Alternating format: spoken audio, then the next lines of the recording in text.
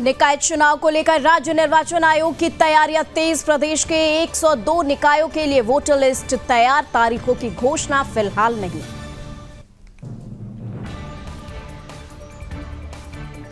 उत्तराखंड में 38वें राष्ट्रीय खेल का आयोजन 28 जनवरी से 14 फरवरी तक होंगे। राष्ट्रीय खेल आईओए ने दी राष्ट्रीय खेलों को हरी झंडी। लालकुआं के कांग्रेस के वरिष्ठ नेता रामबाबू मिश्रा ने बीजेपी सरकार पर कसा तंज। निकाय चुनाव में बीजेपी को सत्ता हार का डर और इसी के साथ निकाय चुनाव में कांग्रेस की होगी विजय। लालकुआं के प्राथमिक अस्पताल की बदहाल सेवाओं को लेकर जनता में भारी आक्रोश। सीएम को सौंपा ज्ञापन, बदहाल स्वास्थ्य सेवाओं को ठीक करने की मांग। उत्तराखंड में यातायात नियमों का उल्लंघन पड़ेगा भारी। ड्रोन कैमरों और इंटरसेप्टर वाहनों की मदद से की जा रही निगरानी। नियम उल्लंघन करने वालों पर होगी सख्त कार्रवाई। चंद्रबनी में प्रॉपर्टी डीलर मर्डर केस में 4 गिरफ्तार। पार्टनर ने नहीं रची थी हत्या की साजिश। भूमि प्लॉटिंग में कमीशन के चलते की हत्या।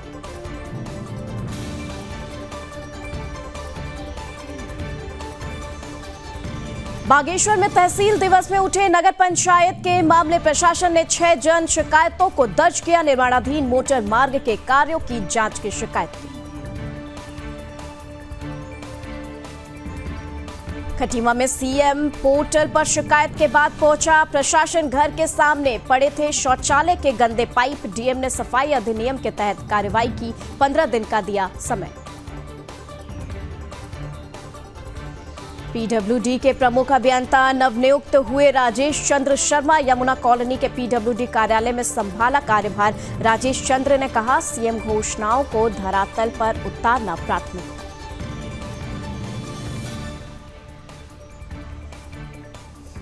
किच्चा पुलिस का एनकाउंटर में गौ तस्कर घायल। पैर में लगी गोली। गौकशी कर रहा था बदमाश। गौ तस्कर पर उत्तराखंड और यूपी में गौ तस्करी, पशु चोरी, हत्या के कई केस दर्ज।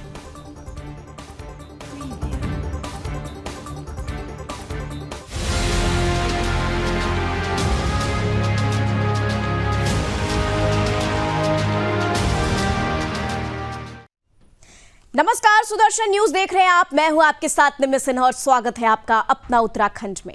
सबसे पहले उत्तराखंड की खबरों पर शुरुआत करते हैं और निकाय चुनाव की बात करते हैं। निकाय चुनाव को लेकर बड़ी खबर आप तक पहुंचा दें, जहां निकाय चुनाव को लेकर सरगर्मियां तेज हो गई हैं। जी हां, राज्य निर्वाचन आयोग ने तैयारियां शुरू कर दी हैं।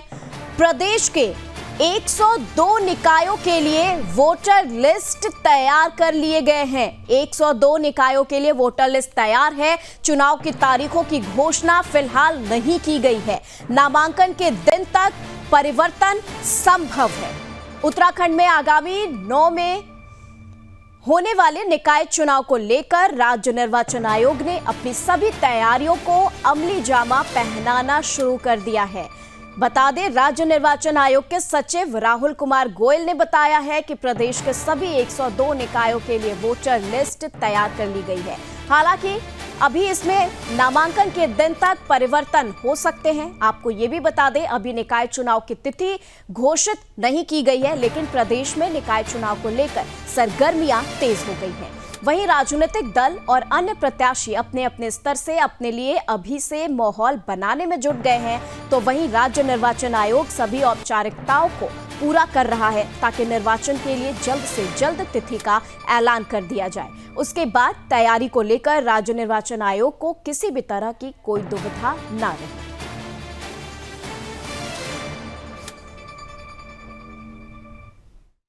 जो अभी चेंजेस हुए नगर निकाय चुनाव की अगर मैं बात करूं तो कुल 102 निकाय है जिसमें हमारे चुनाव प्रस्तावित हैं, जिसमें हमारी 11 नगर निगम है, 46 नगर पंचायत हैं और 45 हमारी नगर पालिका परिषद है जिसमें चुनाव होना निश्चित है।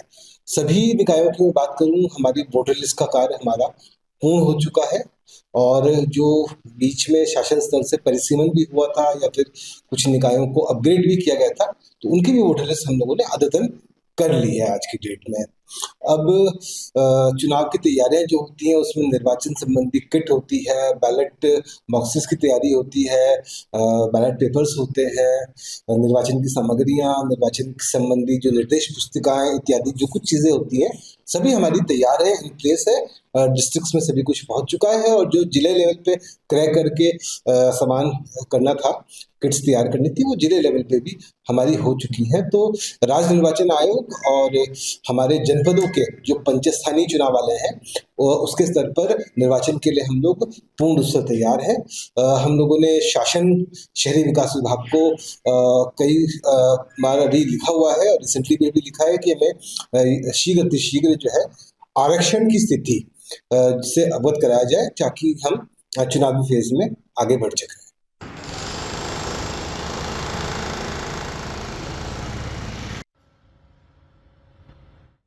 तो उत्तराखंड में निकाय चुनाव की तैयारियां शुरू हो गई हैं, लेकिन तारीख की घोषणा अभी नहीं की गई है। इसी के साथ आगे बढ़ते हैं। खबर लाल कुआं से आ रही है, जहां की नगर की बदहाल स्वास्थ्य सेवाओं और प्रभारी चिकित्सा अधिकारी के मरीजों को बाहर की दवाएं और निजी लैब में जांच कराए जाने के विरोध में नगर कांग्रेस अध्यक्ष भुवन पांडे और युवा नेता मुकेश कुमार के नेतृत्व में मुख्यमंत्री पुष्कर सिंह धामी को संबोधित ज्ञापन क्षेत्रीय विधायक मोहन सिंह बिष्ट को सौंपा गया। इसी के साथ इस ज्ञापन में कहा गया है कि लाल कुआं नगर और इसके आसपास हजारों लोग निवास करते हैं, जिनके उपचार के लिए लाल कुआं में 10 बेड का प्राथमिक स्वास्थ्य केंद्र का अस्पताल बना हुआ है। इस अस्पताल में तैनात प्रभारी चिकित्सा अधिकारी का रवैया मरीजों के प्रति बहुत ही निंदनीय है और उनकी मनमानी तानाशाही के चलते अस्पताल में उपचार के लिए आने वाले मरीजों को काफी परेशानी का सामना भी करना पड़ता है। इसके साथ ही डॉक्टर अस्पताल में की जाने वाली निःशुल्क सरकारी जांचों को भी निजी लैब में कराए जाने के लिए बाध्य करते हैं, जिससे आर्थिक रूप से कमजोर कई मरीज अपनी जांच भी नहीं करा पाते। आगे ज्ञापन में कहा गया है कि डॉक्टर की मनमानी के चलते ये अस्पताल रात के समय मरीजों के लिए इमरजेंसी स्वास्थ्य सेवाएं उपलब्ध कराने में पूरी तरह से नाकाम साबित हो रहा है। यहाँ रात के समय इमरजेंसी में आने वाले मरीजों को उपचार के लिए घंटों अस्पताल में खड़े होकर डॉक्टरों का इंतजार करना पड़ता है, जिसके चलते इलाज के अभाव से कई मरीज जान तक गंवा देते हैं, जिसके चलते क्षेत्र की जनता में भारी आक्रोश है। इस ज्ञापन में मांग की गई है कि लाल कुआं क्षेत्र की जनता की परेशानी को देखते हुए अस्पताल की बदहाल स्वास्थ्य सेवाओं को ठीक किया जाए और मरीजों के साथ दुर्व्यवहार करने वाले चिकित्सा अधिकारी को तुरंत हटाया जाएगा, ताकि क्षेत्र की जनता को चिकित्सा सुविधाओं का बेहतर लाभ मिल पाए। साथ ही कांग्रेसियों ने ज्ञापन में चेतावनी देते हुए कहा है कि यदि मांगों पर जल्द ही कार्रवाई नहीं की जाती है तो जनता के साथ मिलकर उग्र आंदोलन करेंगे, जिसकी समस्त जिम्मेदारी शासन और प्रशासन की होगी।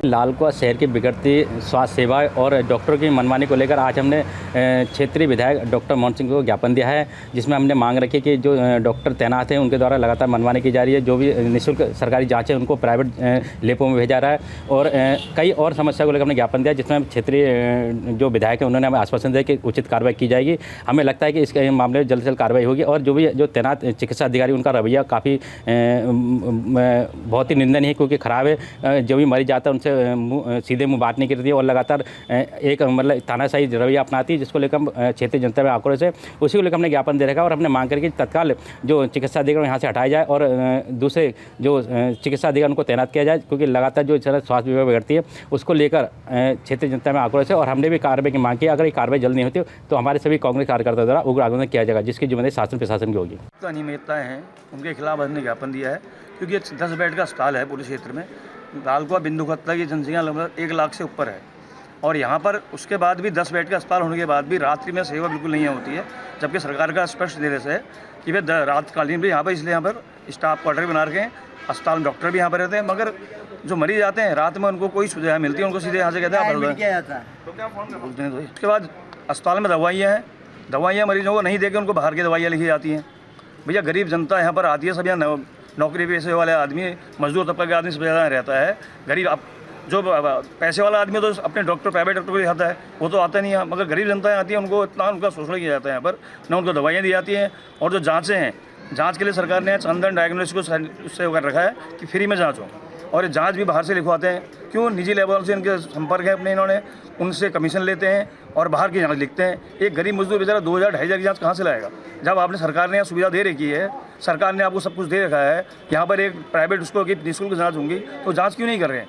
इन्हीं व्यवस्थाओं को लेकर हमने ज्ञापन दिया है। अगर ये जल्दी यहाँ पर इनका नहीं सुधरा रवैया तो मसला के बाद धरना प्रदर्शन करेंगे। बाहर से हमने पिछली बार भी कहा था वोट बड़ा लगाइए ताकि लोग फायदे पाए, वोट नहीं लगा वहाँ पर भी।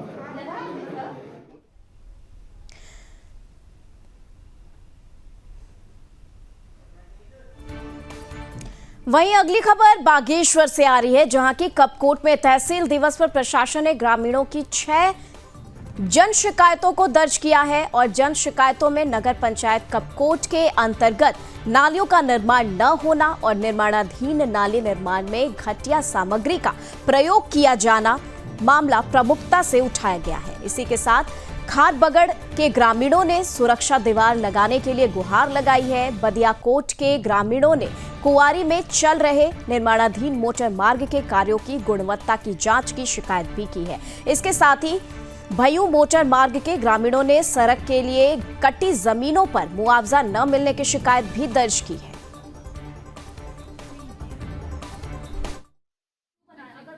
हमारे गांव में बदियाकोट से लगभग 23 किलोमीटर रोड कटिंग चल रही है। कटिंग का कार्य लगभग पूरा हो चुका है। उसमें डामरीकरण जो हो रहा है उसमें गुणवत्ता बिल्कुल नहीं है। वहाँ पर डामर बिल्कुल ऐसा कर रहे हैं लोग, खाली रोड में ऊपर डामर डाल के वही कर रहे हैं और लोकल मेटल लगा रहे हैं, वहाँ की कंक्रीट बजरी वहीं की लोकल लगा रहे हैं। ये मेरी भयू बुलेट मोटर मार्ग किलोमीटर 2 में सन 2008 में रोड कटी थी, उसका भुगतान अभी तक नहीं हुआ है। मैंने कितनी बार तहसील में भी रिपोर्ट करी है और लोक निर्माण विभाग में भी कई चक्कर काटे हैं, लेकिन कोई समाधान नहीं होता है। 2 बार मैंने सीएम पोर्टल में भी कंप्लेन करी, वहाँ से भी कोई समाधान नहीं हुआ। बनाने वाले ने क्यों बनाया? अगर बनाया तो क्यों बनाया और पूरा क्यों बनाया? और चलिए इसी के साथ खबरों में आगे बढ़ते हैं। उत्तराखंड में 38वें राष्ट्रीय खेलों का आयोजन होने जा रहा है। इसी को लेकर 28 जनवरी 14 फरवरी तक राष्ट्रीय खेल होंगे। बड़ी खबर उत्तराखंड से, जहां की 38वें राष्ट्रीय खेलों का आयोजन किया जा रहा है और 28 जनवरी से 14 फरवरी तक राष्ट्रीय खेल का आयोजन होगा। वहीं आईओए ने राष्ट्रीय खेलों को हरी झंडी दिखाई है। 32 मुख्य 4 प्रदर्शनी खेलों को भी शामिल किया जाएगा इस आयोजन में। इस बार गोवा के मुकाबले 11 खेल कम किए गए हैं। वहीं प्रदर्शनी खेलों में कोई पदक नहीं मिलेगा, ये भी घोषणा की गई है। तो बड़ी खबर आपको बता दें, जहां पर आईओए ने राष्ट्रीय खेलों को हरी झंडी दिखाते हुए इसके आयोजन पे मुहर लगाया है।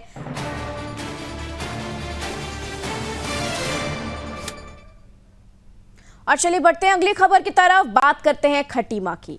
बता दें खबर जनपद उधम सिंह नगर के खटीमा से है, जहां की खटीमा के पंजाबी कॉलोनी के विवेक कुमार के घर के पास पड़ोस में रहने वाले अमित संजीव के खुले शौचालय के पाइप पड़े थे, जिससे प्रार्थी के घर के रास्ते में गंदा पानी गिरता है, जिसके चलते प्रार्थी विवेक कुमार ने उप जिलाधिकारी के सामने एक प्रार्थना पत्र दिया था, जिसके माध्यम से तहसीलदार खटीमा ने पड़ोसियों को नोटिस दिया था। लेकिन पड़ोसियों ने इस नोटिस की टाल मटोल करते हुए अनदेखी कर दी। वहीं इनके खिलाफ कुछ कार्रवाई न होने पर प्रार्थी विवेक कुमार ने उत्तराखंड सीएम पोर्टल पर शिकायत दर्ज कराई थी, जिसके बाद जिलाधिकारी ने मामले का संज्ञान लेते हुए सफाई अधिनियम के तहत तुरंत कार्रवाई शुरू कर दी। इस पर खटीमा नगर पालिका के अधिशासी अधिकारी दीपक शुक्ला और राजस्व विभाग की टीम ने मौके का निरीक्षण किया, जिसमें शिकायत सही पाई गई, जिस पर दोनों पक्षों को 15 दिन का समय देते हुए चेतावनी दी गई कि अगर इस और ध्यान न दिया गया तो सफाई अधिनियम के तहत कानूनी कार्रवाई की जाएगी।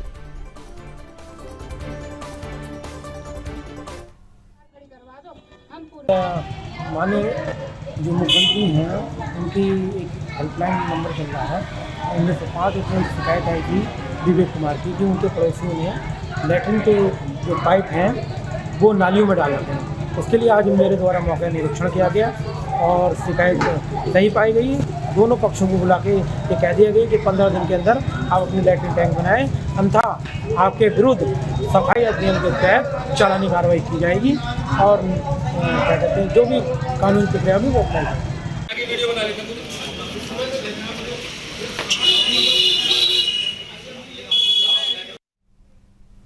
वहीं खबर देहरादून से, जहां की चंद्रबनी क्षेत्र में प्रॉपर्टी डीलर की सनसनीखेज हत्या का मामला सामने आया। शुरुआती जांच में यह पाया गया कि मृतक मंजेश की गला दबाकर हत्या कर दी गई थी। हालांकि हत्या का सही कारण अब तक साफ नहीं हो पाया है। पुलिस ने जब मामले की पड़ताल शुरू की तो सीसीटीवी कैमरों के मदद के बाद पहले आरोपी सचिन को हरिद्वार से गिरफ्तार किया गया। पूछताछ में आरोपी ने हत्या करना स्वीकार किया और अपने दूसरे साथी अर्जुन के भी हत्या में शामिल होने की बात कही। पुलिस ने आरोपी अर्जुन को भी हरियाणा से गिरफ्तार किया है। दोनों ही आरोपियों की गिरफ्तारी के बाद ये बात प्रकाश में आई कि ये पूरी हत्या की साजिश एक अन्य आरोपी संजय उर्फ फौजी ने रची थी। आरोपी संजय मृतक मंजेश के पार्टनर के रूप में काम करता था और एक जमीन की प्लॉटिंग में कमीशन के चलते हत्या का षड्यंत्र रचा है। इसके अलावा एक और आरोपी अफजल की भी इस मामले में संलिप्त होने की बात सामने आई है। आरोपी संजय ने हत्या के बाद मृतक की चेन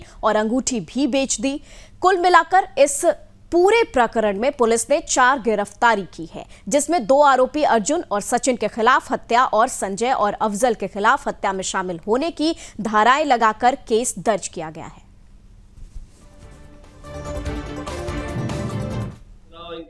कार्य क्षेत्र से 30 तारीख को प्रातः चंद्रबनी क्षेत्र से सूचना प्राप्त हुई कि एक किराए के मकान में जो है एक डेड बॉडी मिली है और इस सूचना के आधार पर उच्च अधिकारीगण द्वारा निरीक्षण किया गया। तो मामला प्रथम दृष्टया ऐसा लगा कोई धारदार हथियार या किसी अन्य प्लानिंग के तहत हत्या ना होकर ये सडन एक प्रोवोकेशन के तहत हुई है, क्योंकि जो हत्या में जो प्रयुक्त रस्सी या जो कहेंगे लेसेस थे वो जूते के, उसके द्वारा गला घोटा गया था। और जो कमरे की परिस्थिति जन साक्ष्य थे उससे ऐसा लग रहा था कि जो मृतक है वो वहाँ नोन था और अपनी इच्छा से वहाँ पहुँचा होगा, चूँकि वहाँ खाने पीने का सामान भी था। जब और जानकारी की गई तो उसे पता चला सचिन और अर्जुन नाम के 2 हैं जिन्होंने ये कमरा भी किराए पे लिया था और वहाँ सभी लोग का आना जाना था। इस आधार पर जब मृतक की जब और छानबीन की गई तो उसका कुछ आपराधिक इतिहास भी पता चला कि पूर्व में भी वो कैश वैन लूट में भी जेल जा चुका है विकासनगर थाने से। तो उसके जब सारी चीज़ों की जब जानकारी करी कौन कौन लोग से साथ थे तो सचिन और अर्जुन का नाम इसमें प्रमुखता से पता चला, जो पूर्व में भी एक मर्डर के मामले में जेल में साथ में बंद थे और वहाँ इनकी जान पहचान हुई थी। वहीं आपको बता दें, आपदा प्रबंधन विभाग ने बर्फबारी को लेकर तैयारियां शुरू कर दी है। बड़ी खबर आपको देहरादून उत्तराखंड से बता रहे हैं, जहां पर आपको बता दें यहां पर शीतकाल में आपदा प्रबंधन विभाग की तैयारी जोरों पर नजर आ रही है। जी हां, इसी के साथ कर्मचारियों को दोबारा प्रशिक्षण देने का कार्य भी शुरू कर दिया गया है। सभी जनपदों में प्रशिक्षण का कार्य जारी है। इसी के साथ आपदा के आकलन का प्रशिक्षण भी किया जा रहा है। बड़ी खबर आपको उत्तराखंड से बता रहे हैं, जहां पर शीतकाल में आपदा प्रबंधन विभाग की तैयारी जोरों पर है। बता दें, उत्तराखंड में मॉनसून बीत गया है और अब सर्दियों की शुरुआत हो गई है। इसको लेकर आपदा प्रबंधन विभाग ने बर्फबारी को लेकर तैयारियां शुरू कर दी है। जानकारी देते हुए आपदा प्रबंधन सचिव विनोद कुमार सुमन ने बताया है कि प्रदेश में अब मॉनसून बीत चुका है और बर्फबारी का सीजन शुरू होने वाला है, जिसको देखते हुए आपदा विभाग ने सभी कर्मचारियों को पुनः प्रशिक्षण देने का कार्य शुरू कर दिया है। इसी के साथ जिसमें पेड़ गिर जाना, बर्फ को काटना आदि प्रशिक्षण शामिल है और किस तरह की आपदा आती है उसका आकलन कर कर्मचारियों को प्रशिक्षण दिया जा रहा है। जैसा कि आप जानते हैं कि मानसून सत्र सुरक्षित तरीके से बीत गया है। अब बर्फबारी का समय आने वाला है कुछ दिन बाद, तो हम लोग प्रयास ये कर रहे हैं कि जो भी हमारे लोग हैं आपदा से काम करने वाले, सभी को हम प्रशिक्षण पुनः एक बार दें। जिस तरह की आपदा आने वाली है, जैसे जब बर्फ़ पड़ती है तो पेड़ गिरते हैं, रास्ता बंद होता है, रास्ता ब्लॉक हो जाता है, बर्फ़ काटने की आवश्यकता पड़ती है। पेड़ जब गिर जाते हैं तो पेड़ काटने की आवश्यकता होती है, तमाम तरह की चीज़ें होती हैं। कौन कौन सी आपदाएं आ जाती हैं उसका आकलन करने के बाद हम लोगों को उन आपदाओं से निपटने के लिए ट्रेनिंग का कार्य शुरू कर दिए हैं। सभी जनपदों में प्रशिक्षण का कार्य चल रहा है। हमारा प्रयास है कि जो आपदा आने की संभावना है या जो आने वाली है उसके लिए हम अभी से निपटने की तैयारी कर रहे हैं, ताकि हम आपदा से बढ़िया से निपट सकें। दूसरा, हमने सभी जनपदों से कहा है कि जो आपदा के उपकरण आपको दिए गए हैं उसका आप एक बार देख लें, उसको संचालन करने का एक अभ्यास करा दें पुनः लोगों के पास, क्योंकि बहुत सारे अधिकारी कर्मचारी तो पहले आपदा के उपकरण यूज करते थे, उनका हो सकता है ट्रांसफर हो गया हो। तो एक बार रिफ्रेशर ट्रेनिंग कराने में कोई नुकसान नहीं है। प्लस जो उपकरण खराब हो गए हैं उसको रिपेयर मेंटेनेंस के लिए पैसा जनपदों को दिया गया है। और चलिए इसी के साथ उत्तराखंड में बढ़ते मौसम के मिजाज के साथ बर्फबारी की तैयारियां भी शुरू हो गई हैं। बर्फबारी में किस तरीके के बचाव करें, इसको लेकर प्रशिक्षण भी शुरू कर दिया गया है। अब खबर देहरादून से है, जहां की यातायात नियमों का उल्लंघन करने वालों के खिलाफ पुलिस ने सख्त कार्रवाई शुरू कर दी है। बता दें कि दून शहर में पुलिस अब 3 ड्रोन कैमरों, 3 चौपाइयां इंटरसेप्टर वाहनों और 2 बुलेट इंटरसेप्टर वाहनों के माध्यम से यातायात नियमों की निगरानी कर रही है। इसके साथ ही स्मार्ट सिटी प्रोजेक्ट के तहत चौराहों पर स्थापित किए गए आधुनिक कैमरों का उपयोग भी किया जा रहा है, जिससे नियमों का उल्लंघन करने वाले वाहन चालकों पर कड़ी कार्रवाई की जा रही है। बता दें कि 2024 में अब तक ड्रोन कैमरों ने 5,808 ट्रैफिक इंटरसेप्टर वाहनों ने 7,007 और कैमरों से 37,661 चालान किए गए हैं। इसके अलावा साल 2024 में कुल 1,21,131 वाहन चालकों के खिलाफ यातायात नियमों के उल्लंघन पर चालानी कार्रवाई की गई है। वहीं एसएसपी अजय सिंह ने कहा है कि इस तरह की सख्त निगरानी आगे भी लगातार जारी रहेगी और साथ ही नियमों का उल्लंघन करने वालों के खिलाफ सख्ती से निपटा जाएगा।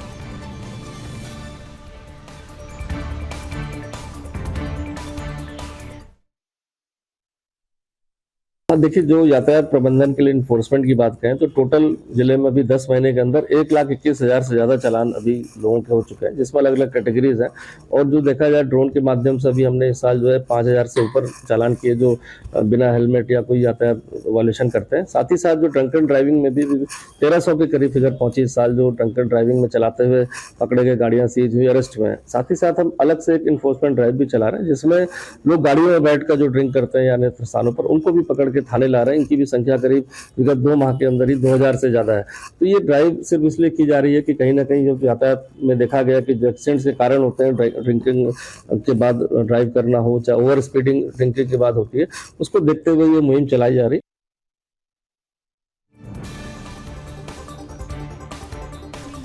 तो बता दें देहरादून से बड़ी खबर, जहां की नियमों का उल्लंघन अगर किया जाएगा तो यहां पर सख्त कार्रवाई होगी। यातायात नियमों को लेकर प्रशासन अब पूरे मुस्तैदी पर है, जहां पर ड्रोन कैमरों, इंटरसेप्टर वाहनों की मदद से निगरानी की जाएगी, सख्त निगरानी की जाएगी। एसएसपी का भी कहना है पूरी तैयारी हो चुकी है, जो भी कानून का उल्लंघन करना चाहेगा, यातायात नियमों का उल्लंघन करेगा, उस पर सख्त कार्रवाई की जाएगी। और इसी के साथ निकाय से जुड़ी बड़ी खबर आप तक पहुंचा रहे हैं, जहां की निकायों में लीज के लिए शासन की अनुमति जरूरी है। बता दें आपको, कई जगह बाजार मूल्य से कम दामों पर जमीन दी जा रही है। निकायों की करोड़ों की संपत्तियां कौड़ी के भाव बिक रही है। उत्तराखंड के 105 नगर निकायों की जमीन की ये बात सामने आई है, जहां की दुकान की लीज के लिए शासन की अनुमति लेना बेहद जरूरी है। सचिव शहरी विकास ने निकायों को आदेश जारी किया है, लीज नवीनीकरण भी शासन की अनुमति से ही होगा। अब निकायों में लीज के लिए शासन की अनुमति जरूरी हो गई है। कई जगह निकायों ने बाजार मूल्य से काफी कम दामों पर जमीन दी हुई है। निकायों की करोड़ों की संपत्तियां कुछ रुपए से किराए पर बढ़ी हुई है। उत्तराखंड के 105 नगर निकायों की जमीन और दुकान की लीज के लिए अब शासन की अनुमति लेना बेहद जरूरी है। सचिव शहरी विकास ने इस संबंध में निकायों को आदेश जारी किया है। इसके साथ ही लीज का नवीनीकरण भी शासन की अनुमति से ही होगा।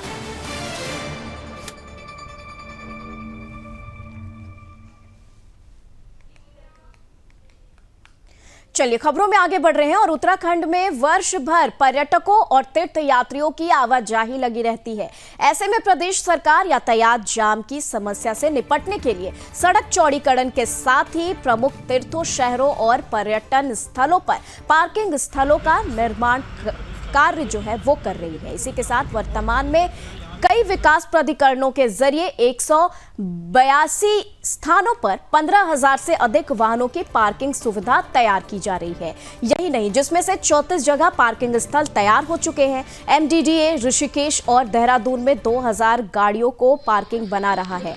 इसी के साथ जिसकी जानकारी एमडीडीए उपाध्यक्ष बंशीधर तिवारी ने दी है, उन्होंने ये भी कहा है कि पूरे प्रदेश में अलग अलग विभागों के लिए विकास प्राधिकरण पार्किंग बनाई जा रही है। मसूरी देहरादून विकास प्राधिकरण एक पार्किंग ऋषिकेश में बना रही है और जिसमें लगभग 1200 गाड़ियों की पार्किंग की व्यवस्था की गई है। वहीं एक पार्किंग देहरादून की पुरानी तहसील में बनाई जा रही है ताकि यहां पार्किंग की समस्या का समाधान किया जा सके।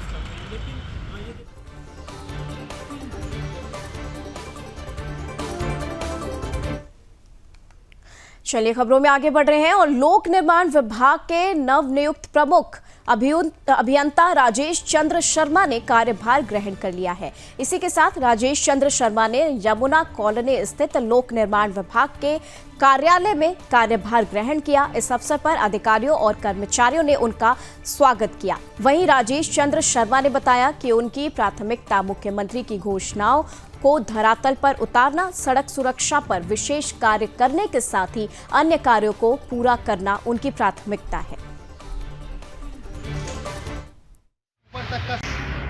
जो माननीय मुख्यमंत्री घोषणाएं हैं उनका क्रियान्वयन हो, एक सड़क सुरक्षा का एक बड़ा हमारे उत्तराखंड में एक इशू रहता है, क्योंकि पर्वतीय क्षेत्र होने की वजह से सड़क जो हमारी जो दुर्घटनाएं हैं उसकी एक वल्नरेबिलिटी रहती है, तो सड़क सुरक्षा के ऊपर भी बहुत फोकस रहेगा। एक हमारा जो विजन चंपावत है और एक मानस खंड है, इसके अलावा शासन की कई प्राथमिकताएं होती हैं।